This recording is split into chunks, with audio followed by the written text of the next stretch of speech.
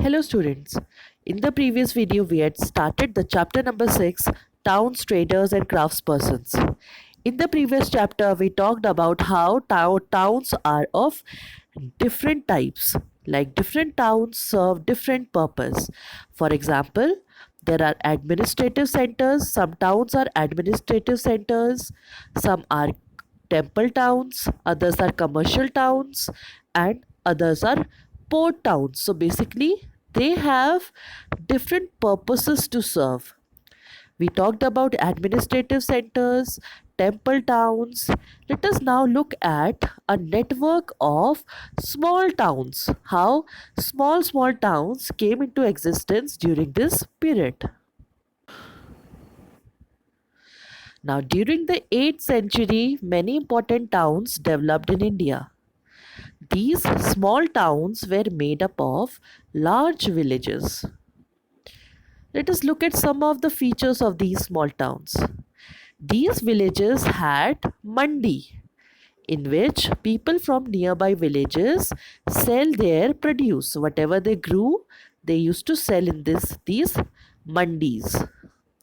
Along with these mandis, there were haats. Haats were also called, or were also market streets lined with the shops.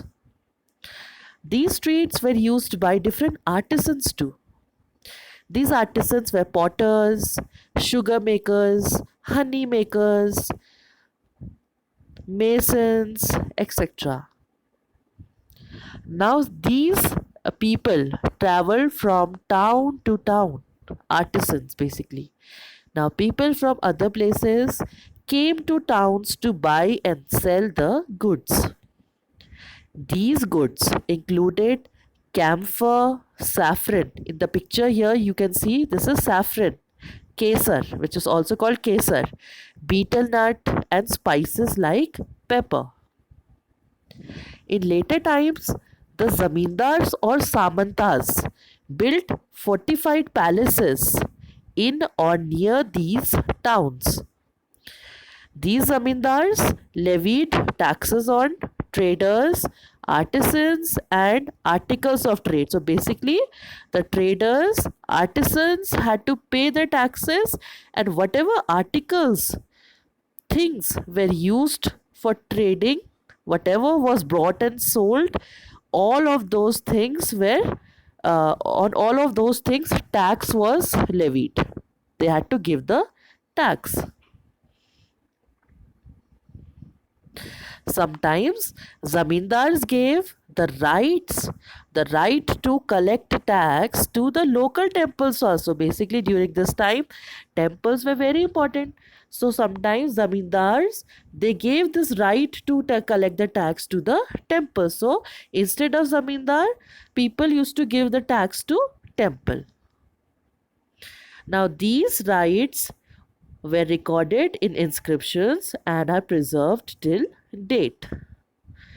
A 10th century inscription from Rajasthan includes all the dues to be collected by the temple authorities. There were taxes on things like sugar, jaggery, dyes, thread, cotton, coconut, etc.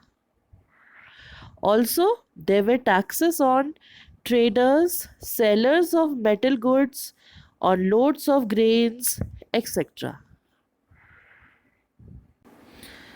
Let us now look at the traders, big or small. So basically, who are traders? People who trade, who do the business of buying and selling the goods. Now, there were many kinds of traders. These included the Banjaras. Several traders, especially horse traders, formed association with the headmen who negotiated on their behalf with the warriors who bought the horses. So basically, there were traders who used to sell the horses. Now, another very important thing is that these Banjara traders had to move from one place to another. Since traders had to pass through many kingdoms and forests, they usually traveled in caravans and formed guilds or associations to protect their interest. There were several such guilds in South India from the 8th century onwards. The most famous guild being the Manigramam and Nana Desi. Manigramam and Nana Desi. These guilds traded extensively both within the peninsula and with Southeast Asia and China. Now you would be thinking what exactly are guilds? So basically when traders formed associations, okay, group of traders they come together, form an association to ensure their security and their benefits. It's called guild.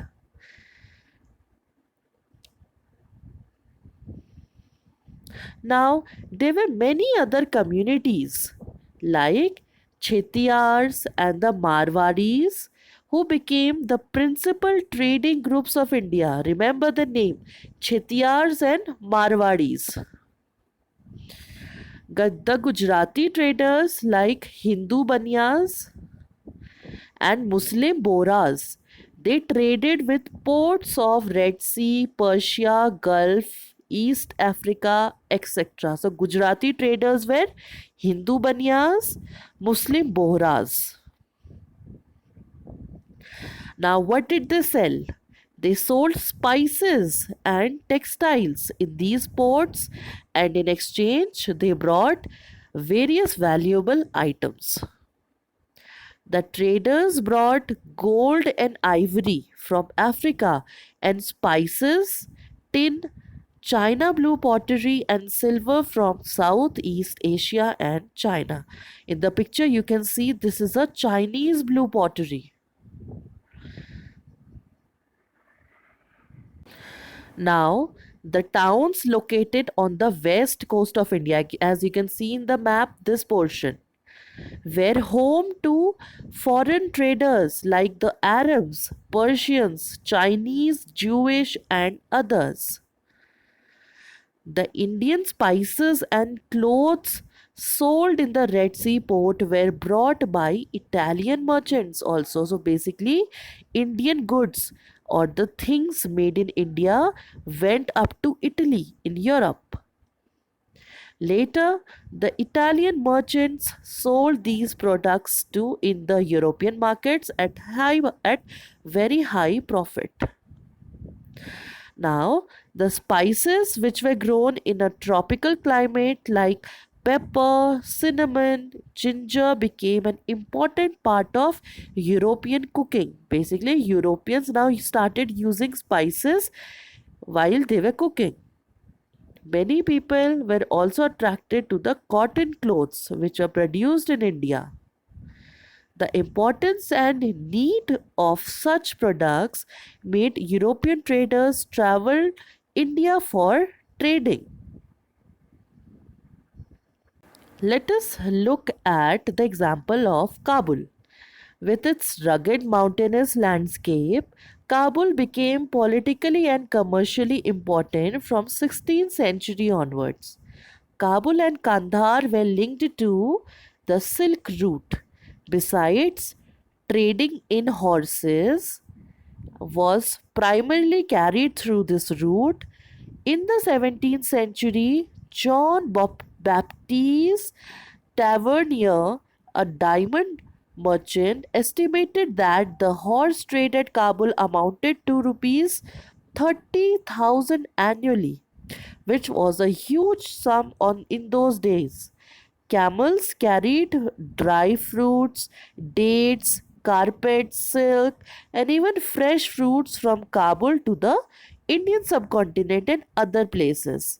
Slaves were also brought here for the sale. So basically, in Kabul, there was trade of horses, which was done in a huge amount.